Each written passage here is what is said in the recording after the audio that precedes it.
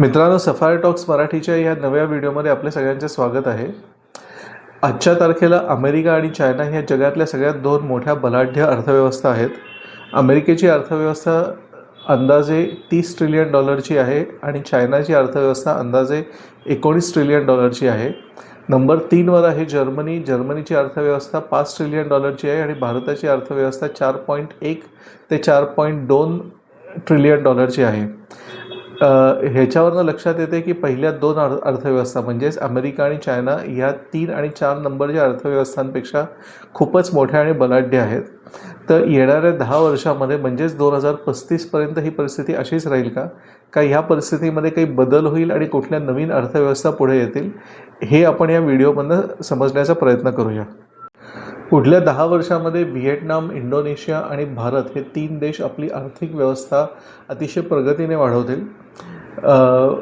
China आणि अमेरिकेची आर्थिक व्यवस्थासुद्धा काही प्रमाणात मंद गतीने परंतु वाढत राहील.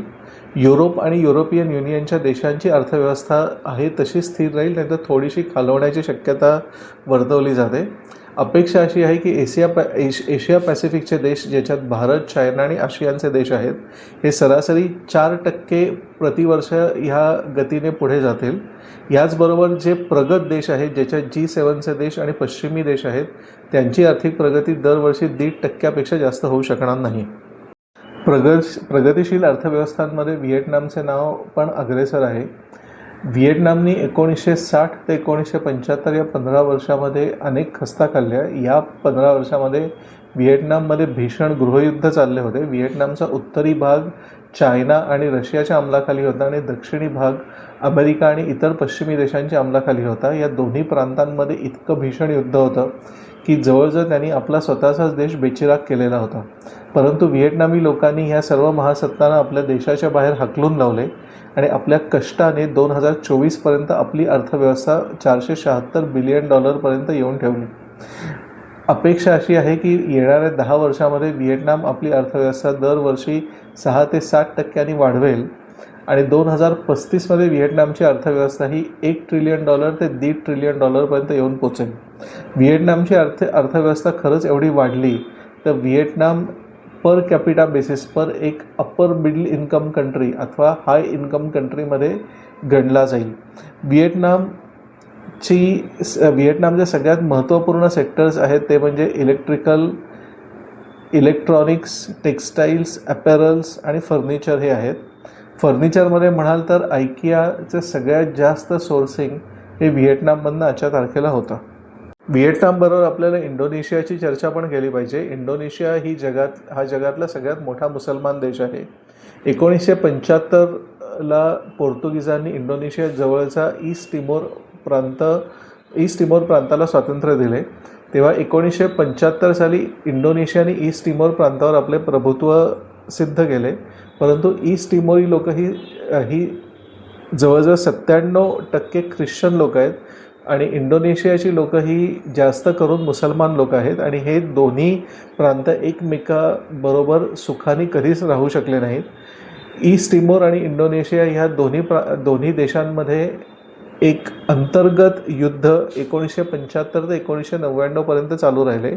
अशा प्रतिकूल परिस्थितीत सुद्धा इंडोनेशियन लोकांनी त्यांच्या कष्टाने इंडोनेशियाची अर्थव्यवस्था दरवर्षी अंदाजे 5% वाढवली.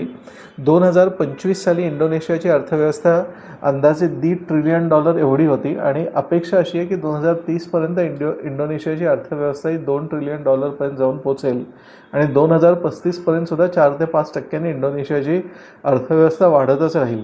इंडोनेशियाच्या अर्थव्यवस्थेला बळ देणारे जे सेक्टर्स आहेत त्यातले सर्वात प्रमुख आहे म्हणजे मिनरल सेक्टर. इंडोनेशियाकडे भरपूर कोळसा, कच्चं तेल, नॅचरल गॅस, कॉपर, निकल इत्यादी खनिज पदार्थ उपलब्ध आहेत. तसंच इंडोनेशियाकडे पाम ऑइल आणि व्हेजिटेबल ऑइलसुद्धा निर्यात करायला भरपूर उपलब्ध आहे. याचबरोबर व्हिएतनामप्रमाणे इंडोनेशियामध्येही चांगल्या प्रमाणामध्ये इलेक्ट्रॉनिक्स आणि मशिनरीचं उत्पादन होतं. येणाऱ्या 10 वर्षांमध्ये सर्वात प्रगतिशील अर्थव्यवस्था ही भारताचीच राहील. 1947मध्ये स्वातंत्र्य मिळाल्यानंतर भारताने अनेक खस्ता खाल्ल्या. भारतानं अनेक नैसर्गिक विपदांना तोंड द्यायला लागली, जसं की दुष्काळ, भूकंप, पूर इत्यादी. आणि भारताच्या शत्रू राष्ट्रांनी अनेक वेळा भारताला नमवण्याचा प्रयत्न केला. पाकिस्तानने भारतावर 5 वेळा हल्ले केले आणि भारतामध्ये दहशतवाद करून ब्लीड इंडिया बाय 1000 कट्सचे आपले धोरण राबवण्याचा प्रयत्न केला. तसेच चायनाने सुद्धा भारतावर 2दा हमले केले. इतक्या प्रतिकूल परिस्थितीमध्ये सुद्धा भारताने 2025मध्ये आपली अर्थव्यवस्था 4.1 ते 4.2 ट्रिलियन डॉलर एवढी आणून ठेवली. आणि प्राइस वॉटरहाऊस आणि मॉर्गन स्टॅनली अशा मोठ्या वित्त संस्थांचा अनुमान आहे की 2035पर्यंत भारताची अर्थव्यवस्था ही 10 ते 11 ट्रिलियन डॉलर एवढी मोठी होईल. आणि पर कॅपिटा बेसिसवर भारत एक मिडल इन्कम कंट्री अथवा अप्पर मिडल इन्कम कंट्रीमध्ये मोजला जाईल. भारताची अर्थव्यवस्था सगळ्यात जास्त अवलंबून आहे भारताच्या पेट्रोलियम एक्सपोर्ट्सवर. भारताकडे स्वतःचं कच्चं तेल नाही आहे, परंतु भारताकडे अतिशय हाय क्वालिटी आणि अतिशय टेक्नॉलॉजिकली प्रगत असलेल्या रिफायनरीज आहेत की ज्यामुळे भारत अन्य देशांमधनं कच्चं तेल विकत घेतो आणि जगभर रिफाईन केलेलं तेल विकतो. त्याचप्रमाणे भारताची जी फार्मास्युटिकल इंडस्ट्री आहे, जेनेरिक ड्रग्स किंवा कॉन्ट्रॅक्ट मॅन्युफॅक्चरिंग, हे सुद्धा अतिशय प्रगत आहे. याचबरोबर भारताचे gems and jewellery, software, electronics आणि इंजिनिअरिंग गुड्स हे सेक्टर्स आहेत. ह्यांनीसुद्धा भारताच्या आर्थिक प्रगतीला अतिशय बळ दिलेलं आहे. येणाऱ्या 10 वर्षामध्ये चीन आणि अमेरिकेची अर्थव्यवस्थासुद्धा ठीकठाक प्रगती करेल. युरोप आणि युरोपियन युनियनकडनं जास्त आर्थिक प्रगतीची अपेक्षा नाही आहे, परंतु 2035पर्यंत अमेरिकेचं GDP 45 ट्रिलियन डॉलरपर्यंत पोचलेलं असेल आणि चीनचं GDP हे 30 ते 35 ट्रिलियन डॉलरपर्यंत पोचलेलं असेल.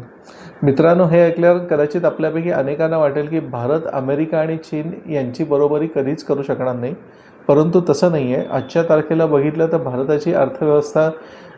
भारताच्या अर्थव्यवस्थेपेक्षा चीनची अर्थव्यवस्था जवळजवळ 5 पट मोठी आहे आणि अमेरिकेची अर्थव्यवस्था ही जवळजवळ 8 पट मोठी आहे.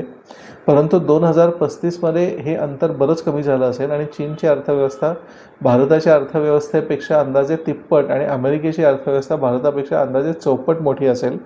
2050 ते 2060च्या दरम्यान भारत, अमेरिका आणि चीन यांच्या अर्थव्यवस्थेतले जे अंतर आहे ते जवळजवळ संपलेलं असेल. या व्हिडिओमध्ये आपण एक दुर्बीण घेऊन 10 वर्षानंतर वैश्विक अर्थपरिस्थिती कशी असेल हे बघण्याचा आपण प्रयत्न केला. एकंदर असं दिसतं आहे की येणाऱ्या 10 वर्षामध्ये अमेरिका, चायना आणि भारत या 3 देशांच्या भोवती वैश्विक अर्थव्यवस्था फिरेल आणि युरोप आणि युरोपियन युनियनच्या देशांची अर्थव्यवस्था आत्ता जेवढी महत्त्वपूर्ण आहे तेवढी कदाचित राहणार नाही. या व्हिडिओमध्ये आपण पुढच्या 10 वर्षाचा अंदाज लावला आणि 10 वर्षानंतर काय प्रकारची अर्थव्यवस्था समोर येईल हे बघायचा प्रयत्न केला. हा व्हिडिओ जर का आपल्याला उपयोगी वाटला असेल तर आमच्या चॅनलला सबस्क्राईब करा, व्हिडिओला लाईक करा आणि पुढच्या व्हिडिओपर्यंत तुमची रजा घेतो. जय हिंद, जय भारत, वंदे मातरम.